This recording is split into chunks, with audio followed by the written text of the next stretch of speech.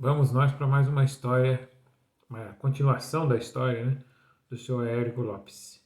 Então eu contei para vocês que eu conheci o senhor Érico, né, fizemos uma amizade ali, eu sentava lá no banco com ele para conversar e a gente sempre conversava. Eu naquela vida procurando um trabalho, procurando uma ocupação, procurando um rumo na vida, né?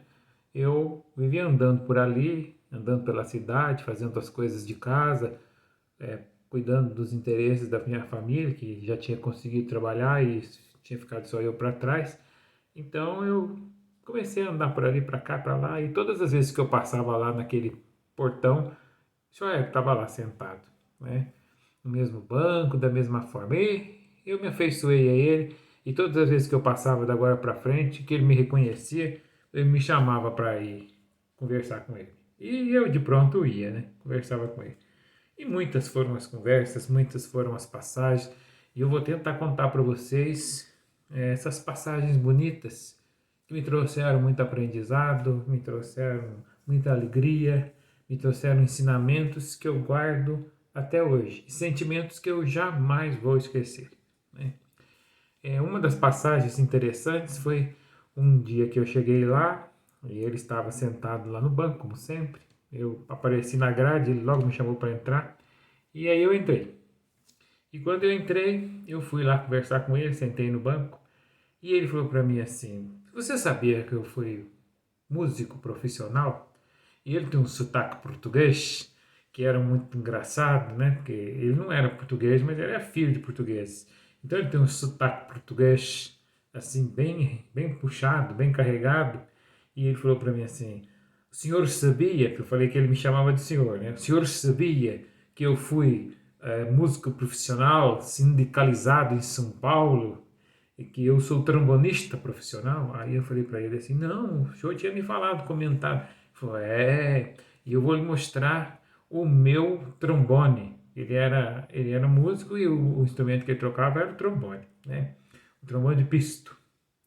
Aí ele foi lá dentro, né? Me chamou para dentro da casa dele numa confiança assim que só aquelas pessoas antigas, que só aquelas pessoas do tempo passado, né? Aquelas pessoas que viveram há muitos anos atrás, só elas têm. Então ele me chamou lá e falou para mim assim: Vem ver o meu trombone. Aí ele fez entrar na casa dele, eu entrei na casa dele. A casa dele era toda montadinha, certinha, tinha sala, tinha uma copa onde ele fez uma salinha de televisão, tinha uma poltrona onde ele ficava sentado assistindo TV. Naquela época ele tinha uma TV grande, uma TV de tubo, aquelas TVs antigas. Naquela época não tinha essas TVs de LCD, nem essas TVs mais modernas, Smart TV. Então ele tinha uma TV grande, e naquela época acho que a 29 polegadas maior que tinha. E ele tinha uma TV grande, bonita. E eu entrei lá, e aí ele foi comigo até no quarto. Quando chegou lá no quarto, ele pegou uma mala comprida, uma mala grande assim, e bem estreita e bem grande. E trouxe aquela mala. E eu vim com ele para a sala. Quando chegou lá na sala, ele sentou na poltrona dele, colocou aquela mala em cima da mesa, e aí ele me mostrou o instrumento. Um trombone King, né, que diz ele foi importado dos Estados Unidos, veio de Nova York, né, que ele comprou. Ele disse que tocou muitas vezes como músico para os outros, com o instrumento dos outros, até ele conseguiu juntar o dinheiro para poder comprar o trombone dele. E aí ele abriu o trombone estava dentro da caixa perfeitinho, um pouco enferrujado já pelo tempo, pela falta do uso. E aí ele olhou para aquele trombone assim, com o olho comprido, e eu vi até assim o olho ficar bem marejado. Ele falou assim: eram tempos muito bonitos de minha vida. Eu gostava muito de tocar. Toquei muitos anos da minha vida. Era a profissão que eu mais gostava, porque eu era metalúrgico, eu fui vendedor da valita, eu fui jardineiro profissional e fui músico profissional sindicalizado, né? Participava do sindicato, é isso que ele queria dizer, em São Paulo. Aí ele pegou o trombone, mostrou para mim todos os detalhes do trombone, e eu falei para ele: por que o senhor não toca mais? Não tem mais fôlego? Eu era um moleque, fiz essa pergunta direta para ele. E ele respondeu para mim: eu não toco mais porque não tenho mais embocadura. Né? Ou seja, não conseguia mais se adequar ao instrumento, né? Não conseguia mais adequar o instrumento à boca. E acho que pela idade também. Mas eu percebi que ele tinha muita saudade de tocar.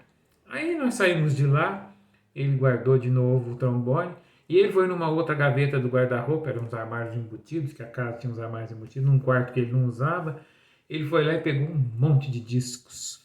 E aí foi aquele delírio, né? Porque eu desde moleque sempre gostei de cantores antigos, orquestras, músicas antigas, e aí ele trouxe aqueles calhamaços de disco e colocou aqueles discos em cima do sofá e nós fomos vendo disco por disco, disco por disco, disco por disco, até que chegou uma hora e ele falou para mim assim: isso aqui não tem mais onde tocar porque o meu aparelho está quebrado.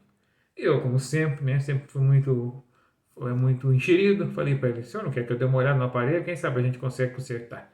E aí eu mexi no aparelho dele e não consegui consertar. Mas ele tirava os discos e me mostrava e dava informações e falava quando foi que ele tinha tocado aquele ou aquela música em tal baile, em tal lugar. Assim, um músico profissional, amante da música, né? Um homem que foi formado na música, entendia de música muito, um ouvido muito bom, um gosto muito bom para música, uma pessoa espetacular. Então essa foi a primeira impressão que eu tive dele, de músico.